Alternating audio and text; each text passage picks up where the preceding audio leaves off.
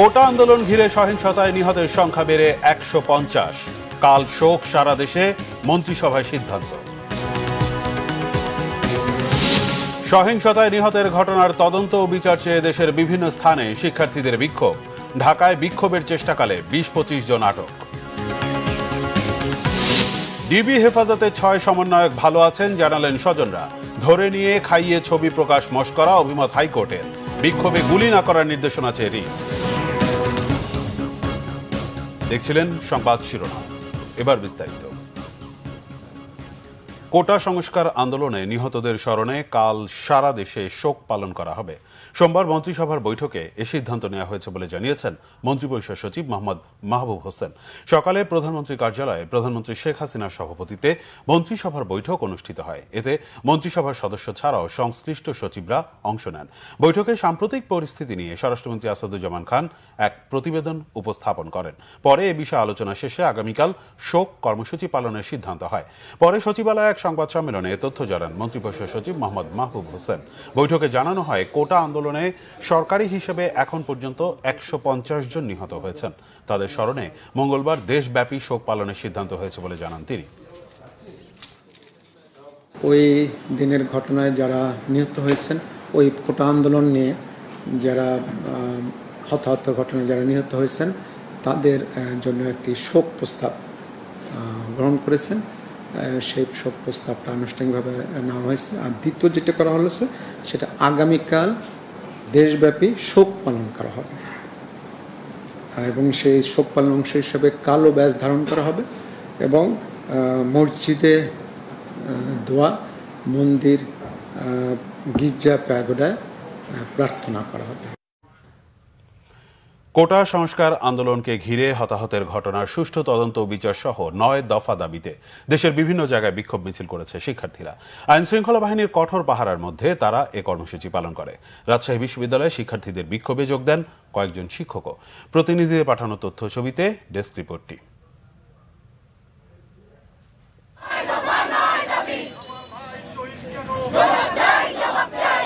ঠাকুরগাঁও সরকারি বালক উচ্চ বিদ্যালয়ের সামনে থেকে পুলিশের ব্যারিকেডের মধ্যেই মিছিল বের করে শিক্ষার্থীরা।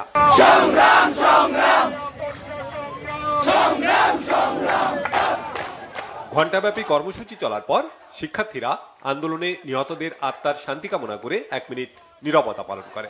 ৯ দফা দাবি পূরণ না হওয়া পর্যন্ত আন্দোলন চালিয়ে যাওয়ার ঘোষণা দেয় শিক্ষার্থীরা।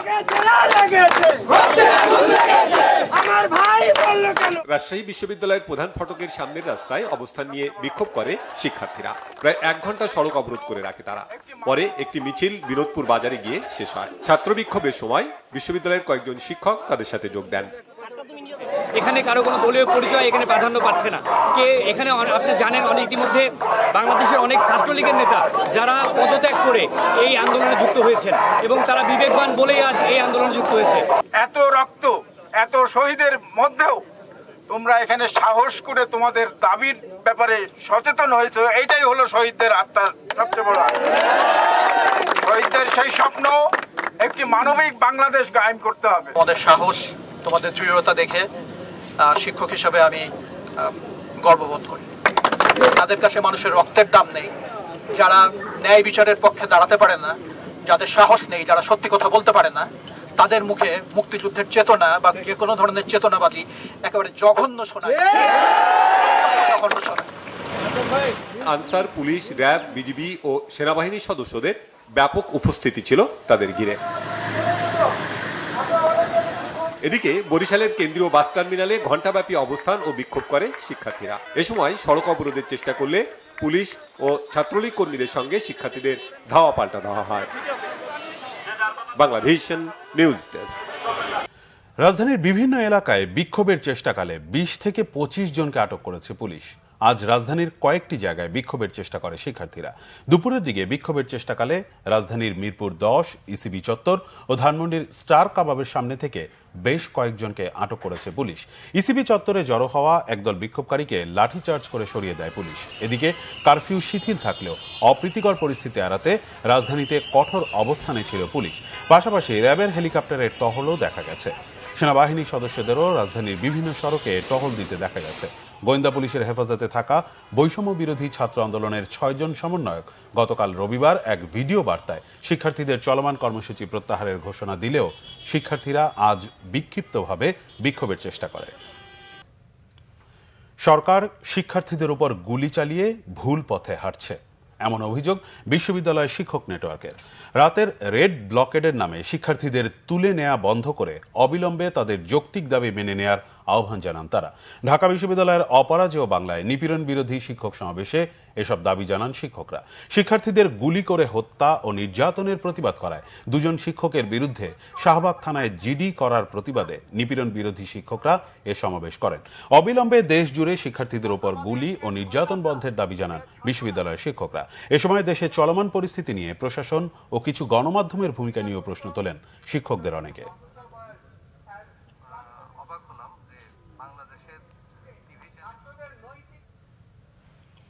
ডিবি হেফাজতে থাকা কোটা আন্দোলনের 6 সমন্বয়ক ভালো আছেন বলে জানিয়েছেন তাদের স্বজনরা।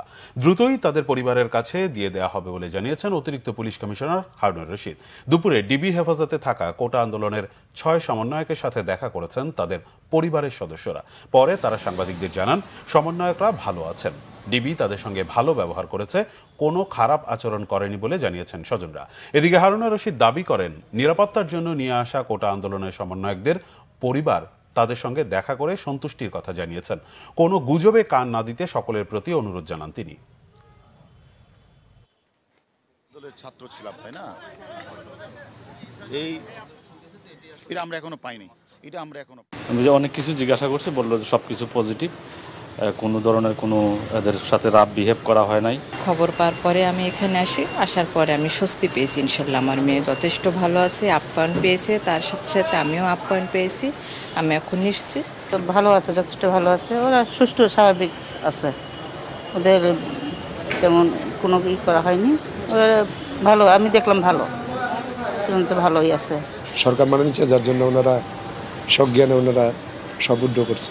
গতকালও দেখা করতে পারছি, তো আলহামদুলিল্লাহ ভালোই আছে। আমরা একটু এখন কম, আমাদের এখন টেনশনটা। পরিবারের লোকজন এসেছে, দেখা করেছে। আজকেও তারা পরিবারের লোকজন দেখা করেছে, তারা যে ভালো হয়েছে সেই জন্য তারা আমাদেরকে ধন্যবাদ দিয়েছেন। কোটা সংস্কার আন্দোলনের সমন্বয়কদের ডিবি অফিসে ধরে নিয়ে খাবার টেবিলে বসিয়ে ছবি প্রকাশ করা জাতির সাথে মশকরা বলে মন্তব্য করেছে হাইকোর্ট। আজ সোমবার এক শুনানিতে মন্তব্য করেছেন হাইকোর্ট। বৈষম্য বিরোধী ছাত্র আন্দোলনের কথিত আটক 6 জন সমন্বয়ককে অবিলম্বে মুক্তি দিতে ও দেশের বিভিন্ন স্থানে আন্দোলনকারীদের উপর গুলি না চালাতে নির্দেশনা চেয়ে করা রিটের শুনানিতে রাষ্ট্রপক্ষের উদ্দেশ্যে হাইকোর্ট এ মন্তব্য করেন। একই সঙ্গে রিটে কোটা আন্দোলনের 6 জন সমন্বয়কের ডিবি হেফাজত থেকে মুক্তির নির্দেশনা চাওয়া হয়েছে। সোমবার সুপ্রিম কোর্টের আইনজীবী মঞ্জুর আল মতিন প্রীতম ও আইনুন নাহার সিদ্দিকা লিপি এ রিট দায়ের করেছেন।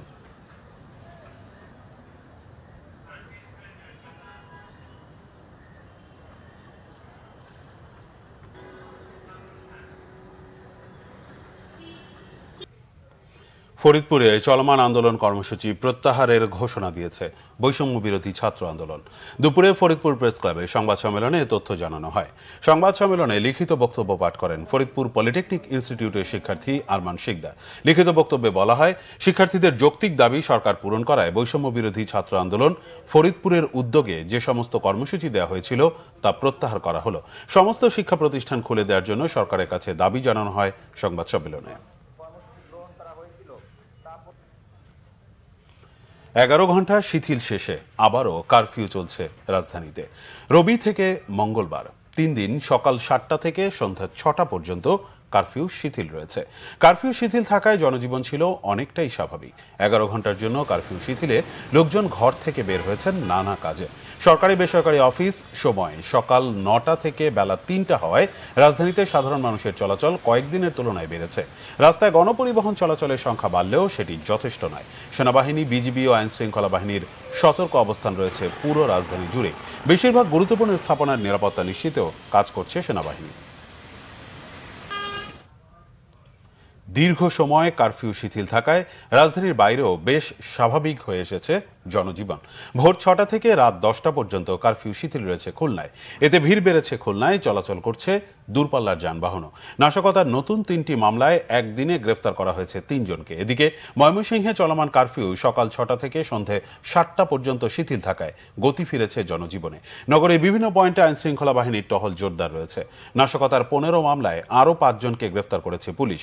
রংপুরেও সকাল 6টা থেকে রাত 10টা পর্যন্ত কারফিউ শিথিল করেছে বিভাগীয় প্রশাসন। এতে অনেকটাই স্বাভাবিক জনজীবন। নগরীর গুরুত্বপূর্ণ মোড় ও প্রবেশপথগুলোতে গণপরিবহন ও মোটরসাইকেল যাত্রীদের তল্লাশি করেছে পুলিশ।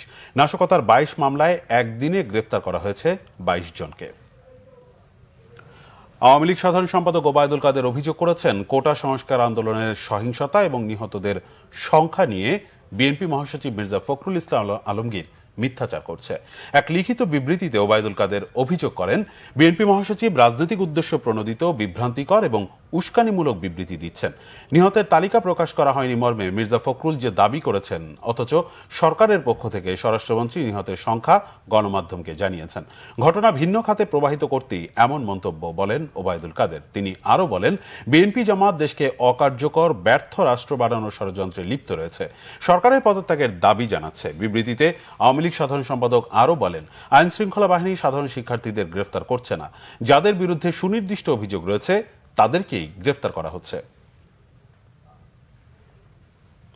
বিএনপি মহাসচিব মির্জা ফখরুল ইসলাম আলমগীর বলেছেন, চলমান আন্দোলনে সরকারের অত্যাচার নির্যাতন চালানোর ঘটনাকে বর্বরোচিত ও কাপুরুষোচিত। গণমাধ্যমে পাঠানো এক বিবৃতিতে অবিলম্বে দমন নিপীড়ন বন্ধের দাবি জানান তিনি। বিএনপি মহাসচিব অভিযোগ করেন, ইন্টারনেট সংযোগ বিচ্ছিন্ন করে ভয় ভীতি দেখিয়ে নির্যাতনের চিত্র প্রকাশ হতে দিচ্ছে না সরকার। কারফিউ চলা অবস্থায় ব্লক রেড দিয়ে গ্রেফতারের নিন্দা জানান তিনি। আন্দোলনকারীদের বাসায় অভিযানের নামে লুটপাটের অভিযোগও করেন মির্জা ফখরুল। সব দায় নিয়ে সরকারকে পদত্যাগের আহ্বানও জানান। বলেন, চলমান আন্দোলনে সরকার প্রকাশিত নিহতদের নাম ও সংখ্যা গ্রহণযোগ্য নয়। অবিলম্বে নিহতের তালিকা প্রকাশের দাবি জানান বিএনপি মহাসচিব। সেই সাথে মামলা প্রত্যাহার, রিমান্ডে নির্যাতন বন্ধ ও অবিলম্বে সবার মুক্তির জোর দাবি জানান মির্জা ফখরুল ইসলাম আলমগীর। দেশবিরোধী ষড়যন্ত্র রুখতে প্রধানমন্ত্রীর নেতৃত্বে 14 দল ঐক্যবদ্ধ আছে বলে জানিয়েছেন সমন্বয়ক আমির হোসেন আমু। কোটা সংস্কার আন্দোলনে ভর করে স্বাধীনতা বিরোধী অশুভ শক্তি ধ্বংসযজ্ঞ চালিয়েছে বলে অভিযোগ 14 দল নেতাদের। রাজধানীর মহাখালী কোটা সংস্কার আন্দোলনের সহিংসতায় পুড়ে যাওয়া সেতু ভবন সকালে পরিদর্শন করেন 14 দলীয় নেতারা। পরে 14 দলের সমন্বয়ক আমির হোসেন আমু এই ন্যাক্কারজনক হামলার নিন্দা জানান। বলেন, প্রধানমন্ত্রী শেখ হাসিনার করা উন্নয়ন কর্মযজ্ঞ ধ্বংস করেছে স্বাধীনতা বিরোধী অপশক্তি। দেশকে অকার্যকর করতে এমন নৃশংস হামলা চালানো হয়েছে বলেও অভিযোগ 14 দল নেতাদের। পরে তারা মহাখালীতে আগুনে ক্ষতিগ্রস্ত দুর্যোগ ব্যবস্থাপনা অধিদপ্তরের ভবন পরিদর্শন করেন। অভিযোগ করেন, কোটা আন্দোলনকে ভর করে জামাত বিএনপি অশুভ শক্তি যে ন্যাক্কারজনক ধ্বংসযজ্ঞ চালিয়েছে তাদের বিচারের আওতায় আনতে হবে। দেশে নৈরাজ্যকর পরিস্থিতির দায় নিয়ে সরকারকে পদত্যাগের আহ্বান জানিয়েছে গণতন্ত্র মঞ্চ। সরকার বিরোধী চলমান আন্দোলন অব্যাহত রাখার কথাও জানিয়েছে বিরোধী এই রাজনৈতিক জোট। তোপখানা রোডে রাষ্ট্র সংস্কার আন্দোলনের কার্যালয়ে আয়োজিত সংবাদ সম্মেলন থেকে এসব কথা জানান গণতন্ত্র মঞ্চের নেতারা। লিখিত বক্তব্যে বিপ্লবী ওয়ার্কার্স পার্টির সাধারণ সম্পাদক সাইফুল হক অভিযোগ করেন, নাশকতার অজুহাতে এখন সাধারণ শিক্ষার্থী ও বিরোধী দল দমনের অভিযান চলছে। সংকটের রাজনৈতিক সমাধানের পথে না গিয়ে চিরুনি অভিযানের নামে রাষ্ট্রীয় সন্ত্রাস অব্যাহত রয়েছে। বর্তমান পরিস্থিতিতে দেশকে ভয়াবহ বিপর্যয় ও গভীর অনিশ্চয়তা নিক্ষেপ করেছে বলে মন্তব্য করেন সাইফুল হক। দ্রুত কারফিউ প্রত্যাহার, জাতিসংঘের তত্ত্বাবধানে পুরো ঘটনার তদন্ত সহ 6 দফা দাবিও জানিয়েছে গণতন্ত্র মঞ্চ। কোটা আন্দোলন কেন্দ্র করে সহিংসতায় নিহতদের স্মরণে শোক র্যালি ও সমাবেশ হয়েছে ঠাকুরগাঁওয়ে। দুপুরে শহরের চৌরাস্তা এলাকায় সমবায় মার্কেটের সামনে ঘণ্টাব্যাপী এ কর্মসূচি হয়। জেলার সামাজিক, সাংস্কৃতিক ও রাজনৈতিক দলের ব্যক্তিবর্গের ব্যানারে এ সমাবেশ করা হয়। এ সময় বক্তারা কোটা আন্দোলনকে ঘিরে সহিংসতায় নিহতদের আত্মার মাগফিরাত কামনা করেন এবং আন্দোলনকারীদের ওপর গুলির প্রতিবাদ ও নিন্দা জানিয়ে দোষী ব্যক্তিদের গ্রেফতার সহ কঠোর শাস্তির দাবি করেন।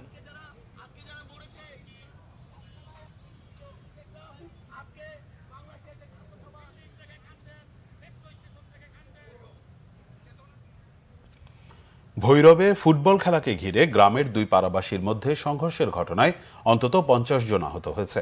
রবিবার বিকেলে উপজেলার শ্রীনগর ইউনিয়নের তোয়ারির চরের পূর্ব পাড়া ও পশ্চিম পাড়ার মধ্যে এই সংঘর্ষের ঘটনা ঘটে। স্থানীয়রা জানায়, গত শুক্রবার ভৈরবে তেয়ারির চরে পশ্চিমপাড়ার মাঠে ফুটবল খেলা নিয়ে পূর্বপাড়া ও পশ্চিমপাড়ার ছেলেদের মধ্যে ঝগড়া হয়। পরদিন পূর্বপাড়ার গুরুজনরা ঝগড়াটি মীমাংসা করতে পশ্চিমপাড়ায় গেলে তারা বিষয়টি সমাধানে বসতে রাজি হয়নি। এ নিয়ে রবিবার বিকেলে হঠাৎ পশ্চিমপাড়ার লোকজন পূর্বপাড়ায় গিয়ে উস্কানি দিয়ে সংঘর্ষে জড়িয়ে পড়ে। 3 ঘণ্টা ব্যাপী এ সংঘর্ষে উভয় পক্ষের অন্তত অর্ধশত আহত হয়। খবর পেয়ে ভৈরব পুলিশ ঘটনাস্থলে গিয়ে পরিস্থিতি নিয়ন্ত্রণে আনে। আহতরা ভৈরব উপজেলা স্বাস্থ্য কমপ্লেক্সে চিকিৎসা নেন। 8 জনকে উন্নত চিকিৎসার জন্য ঢাকা মেডিকেলে আনা হয়েছে। দফায় দফায় বন্যা আর কোটা সংস্কার আন্দোলন নিয়ে চলমান পরিস্থিতিতে ধুঁকছে সিলেটের পর্যটন খাত। গেল 2 মাসেও দেখা মেলেনি কোনো পর্যটকের। এতে হাজার কোটি টাকার ক্ষতির মুখে পড়েছে সংশ্লিষ্ট ব্যবসায়ীরা। সিলেট থেকে দীপু সিদ্দিকীর রিপোর্টে বিস্তারিত। ক্যামেরায় ছিলেন মোহাম্মদ আজমল আলী। সিলেটে 3 দফা বন্যায় জাফলং, বিছানাকান্দি, রাতারগুল, পান্থুমাই ঝর্ণা, সাদা পাথর সহ বেশ কয়েকটি পর্যটন স্পটের ব্যাপক ক্ষতি হয়। বন্যার পানি নামার পর তুলে নেওয়া হয় ভ্রমণ নিষেধাজ্ঞা। ঘুরে দাঁড়ানোর চেষ্টা করেন ব্যবসায়ীরা, কিন্তু এর মধ্যেই শুরু হয় শিক্ষার্থীদের কোটা সংস্কার আন্দোলন। সংকটময় পরিস্থিতিতে ভ্রমণে আগ্রহ হারায় পর্যটকরা। হতাশ হোটেল মোটেল সহ এ খাতে জড়িতরা। প্রতিদিন লস, আমরা দোকান ভাড়া, স্টাফ খরচ, আরও ইলেকট্রিসিটি মেনটেন্যান্স সহ আদার্স আরও বিভিন্ন খরচ থাকে, যার দেখা যায় আপনার এই যে সেল আছে তা দিয়ে আমরা 15%ও কাবার আন না এই কয়দিন। আর আমরা ওই ছাত্রদের একটা আন্দোলন ওইটারই ইস্যু করে যাইয়া কিছু হয়তো আরও কিছু এটার মধ্যে জড়ো হয়ে এটার যে অবস্থা ঘটাইছে, এতে করে আমাদের ব্যবসা অত্যন্ত খারাপ। এখানে বিক্রি কিনি বেশ ভালোই চলছিল, কিন্তু বন্যা এবং এই সহিংসতার কারণে আমাদের একটা বড় ব্যবসায়িক ধাক্কা খেয়েছি। একদমই পর্যটক শূন্য বললে চলে এবং সিলেটের পর্যটন খাতে মারাত্মক আমরা ক্ষতি সাধনের মুখে পড়েছি।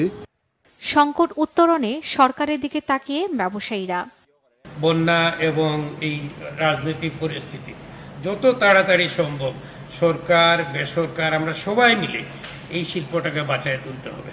এটা এখন আমাদের লাইফ লাইন, সিলেটের লাইফ লাইন। আধ্যাত্মিক নগরী, শাহজালাল শাহপুরান সাহেবের মাজার জিয়ারত করতে আসে, সুন্দর সুন্দর স্পট দেখতে আসে, শুনশান নীরবতা। অস্থিরতার অবসান হবে, স্বাভাবিক হবে জনজীবন, ঢল নামবে পর্যটকের। সে অপেক্ষায় সিলেটের পর্যটন সংশ্লিষ্টরা। Bangla vision news desk. দেশের বিভিন্ন জায়গার আরো কিছু খবর নিয়ে এবার একটি ডেস্ক রিপোর্ট। মাদারীপুরে আগুন ও সহিংসতায় ক্ষতিগ্রস্ত স্থাপনা পরিদর্শন করেছেন জাতীয় সংসদের চিফ হুইপ নূরে আলম চৌধুরী। পরিদর্শন শেষে তিনি বলেন, বিএনপি জামাতের উদ্দেশ্য ছিল গণভবন দখল করা। কোটা সংস্কার আন্দোলন কেন্দ্র করে সহিংসতা ও ধ্বংসযজ্ঞ সম্পর্কে দেশবাসীকে সচেতন করতে সুনামগঞ্জে লিফলেট বিতরণ করেছে জেলা আওয়ামী লীগ। শহরের পুরাতন বাস স্ট্যান্ড, ট্রাফিক পয়েন্ট সহ বিভিন্ন এলাকায় এ লিফলেট বিতরণ করা হয়। কুড়িগ্রামে বন্যায় ক্ষতিগ্রস্ত 7,000 প্রান্তিক মানুষকে খাদ্য সহায়তা দেয়া হয়েছে। জেলা সদরের যাত্রাবাড়ি ইউনিয়ন ও নাগেশ্বরী উপজেলার বিভিন্ন এলাকায় এই খাদ্য সহায়তা দেন জেলা পুলিশ সুপার আল আসাদ মোহাম্মদ মাহফুজুল ইসলাম। নানা আয়োজনে মোংলায় বিশ্ব বাঘ দিবস পালিত হয়েছে। এ উপলক্ষে কানাইমারীতে মানববন্ধন ও সমাবেশ করেছে বাংলাদেশ পরিবেশ আন্দোলনের নেতাকর্মীরা। গোপালগঞ্জের 23 আনসার ব্যাটালিয়নের উদ্যোগে শতাধিক বৃক্ষের চারা রোপণ করা হয়েছে। শহরতলির বেদগ্রাম আনসার ব্যাটালিয়ন অফিস ক্যাম্পাসে এর উদ্বোধন করেন 23 আনসার ব্যাটালিয়নের উপপরিচালক ও অধিনায়ক মঞ্জুর মোর্শেদ। 3 দিনব্যাপী কৃষি ও প্রযুক্তি মেলা শুরু হয়েছে শরীয়তপুরের বেদরগঞ্জে। এর উদ্বোধন করেন জেলা প্রশাসক নিজাম উদ্দিন আহমেদ। শর্মিলা কেয়া, বাংলা ভিশন নিউজ ডেস্ক। সংবাদ শেষ করব শিরোনামগুলো আরেকবার জানিয়ে। কোটা আন্দোলন ঘিরে সহিংসতায় নিহতের সংখ্যা বেড়ে 150। কাল শোক সারা দেশে, মন্ত্রিসভায় সিদ্ধান্ত। সহিংসতায় নিহতের ঘটনার তদন্ত ও বিচার চেয়ে দেশের বিভিন্ন স্থানে শিক্ষার্থীদের বিক্ষোভ। ঢাকায় বিক্ষোভের চেষ্টাকালে 20-25 জন আটক। ডিবি হেফাজতে 6 সমন্বয়ক ভালো আছেন জানালেন স্বজনরা। ধরে নিয়ে খাইয়ে ছবি প্রকাশ মশকরা অভিমত হাইকোর্টের। বিক্ষোভে গুলি না করার নির্দেশনা চেয়ে রিট। এই ছিল এখনকার মতো। পরের সংবাদ সন্ধ্যা 7:30টায় দেখার আমন্ত্রণ রইল। এছাড়া বাংলাভিশন সংবাদ ও সংবাদ সংশ্লিষ্ট অনুষ্ঠান দেখতে ভিজিট করুন www.bvnews24.com ও facebook.com/banglavishnnews এবং সাবস্ক্রাইব করুন youtube.com/banglavishnnews। ধন্যবাদ।